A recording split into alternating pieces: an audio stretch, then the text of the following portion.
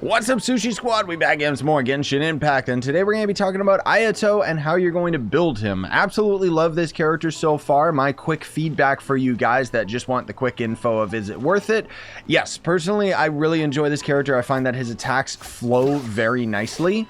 He also has a really good charge attack just because of how quick it is, and I've been able to successfully juggle enemies by doing like a hit stagger over and over again. Another PSA bit of info that you guys should know about is that when you end up toggling his E ability, you actually don't have to tap the button for the attack. You can just hold the button and he will continuously end up throwing out his slashes until his E ability ends. And then his ultimate is going to end up being kind of similar to Ganyu, where it's basically going to end up covering the area in water and only really ends up shining when you have higher constellations. His ultimate, generally speaking, is just to end up tagging enemies with Hydro from what I've found, and then otherwise the damage is not super duper substantial, but that's also just because of how I have him built specifically. Now, the build that I'm rocking on him is actually very free to play friendly, just because I'm going to be using Black Sword and I'm just going to be using a standard set of Hydro artifacts, but I did end up getting pretty lucky with my stats. As you can see, you know, generally speaking, you're aiming for something around here with your stats, but anything slightly lower is going to end up being fine.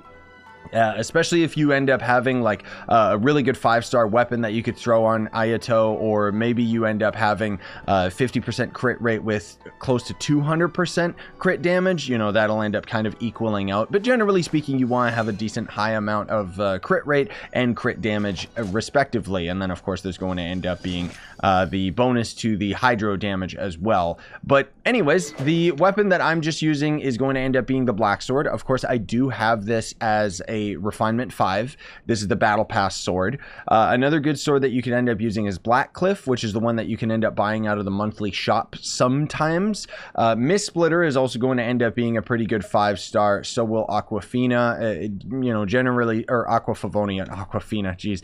But generally speaking, you are going to end up sticking with a sword like Black Sword, just because it's going to end up being very, very similar to his 5-star, which his 5-star sword arguably is going to end up being the best weapon that you can end up having for him. But generally speaking, I don't really like the passive. I feel like they've been slowly implementing a little bit too many things that end up using this whole stacking mentality, right? And there's also going to end up being the new artifacts, which we will end up talking about briefly. But generally speaking, my point is that his 5-star sword would basically just slightly increase my damage, and not by that much because I have Black Sword at Refinement 5, but that's my 2 cents towards it. For the artifact set, you obviously want to be using either the 4-piece Hydro set or the 4-piece of the new set, which is for him, which I'll go into more detail momentarily.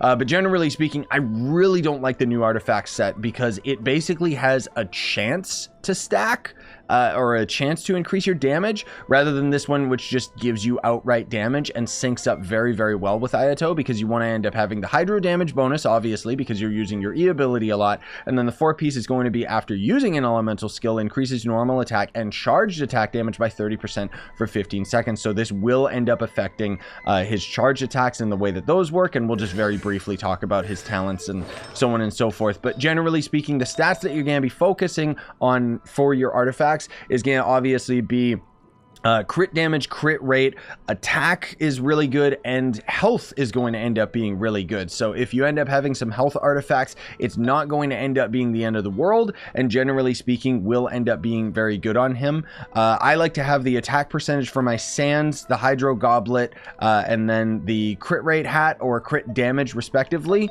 Most of all though, for your sands, you could end up experimenting by having an HP sands, but generally speaking, I just don't happen to have one that can fit into my build right now. But most of all, that's because Ayato is going to end up having some slight scaling towards his max HP. But I mean, generally speaking, this will end up getting the job done either way. So the new artifact set is going to be in the Lost Valley, which I do actually have a video up showing you how you can get to the Lost Valley really, really easily. Echoes of an Offering is the artifact set that you're looking for him. and generally speaking, as you can see with the way that it's actually translated, it basically boils down to a percentage chance that you'll end up having your attack damage increased, which obviously the attack damage increase is going to be quite significant.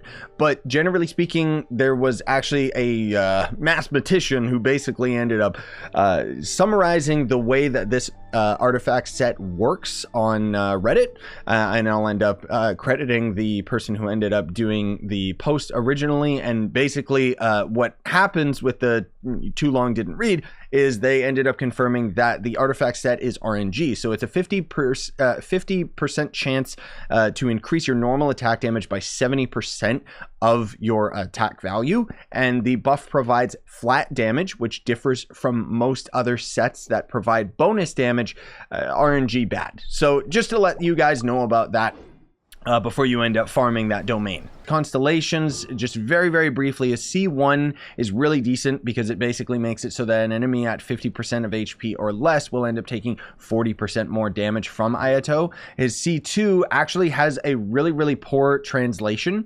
Basically, what this is going to do is make it so that you can end up having a maximum stat count of 5 towards your E ability instead of 4, I think is the base minimum. But it says that you will end up, you know, if you have 3 of the stack, you will end up having your max HP increased by 50%. What it doesn't tell you is that this is the base health. So if you look at our health right here, our max HP is actually at 13,000, and then the artifacts end up adding 7,000. So while I have a total max HP of 20,000, the constellation will actually not take the artifact HP into account. So that's something that I felt was really important to end up mentioning. His C3 just ends up increasing one of his abilities, and then, you know, his C4 is going to end up making it so all nearby party members will gain 15% increased normal attack speed for 15 seconds in his ultimate, which of course is going to end up affecting Ayato's E, which definitely means that he could output even more damage.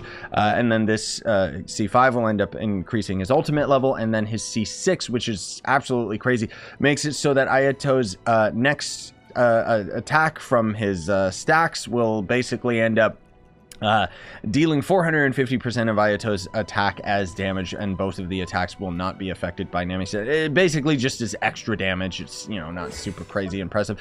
I ended up getting really lucky with my, you know, talent materials and stuff, because a lot of the same materials were used for Ito, and I grinded way too much of my Ito resources. So I just had like so much leftover talent books.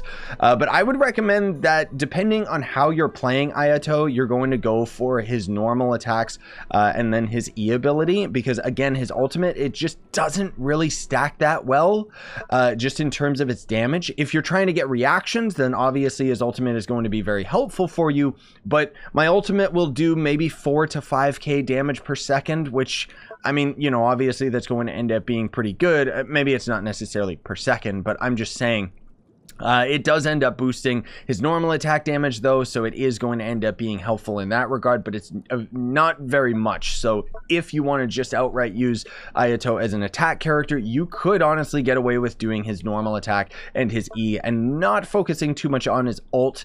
But I also play this game very strangely, so I know that the average player is probably going to want to end up increasing his ultimate, just, you know, across the board, keep everything nice and even. I'll be able to get this to talent 10 once next week rolls out, and I can end up grinding more of Bale or Raiden, right? And then his passives are going to end up being pretty darn good. Anyways, that should pretty much cover it, so hopefully you found this video helpful. If you did, smash like, sub for more, buy the merch you want to support the channel, and otherwise have yourselves a wonderful day, ladies and gentlemen.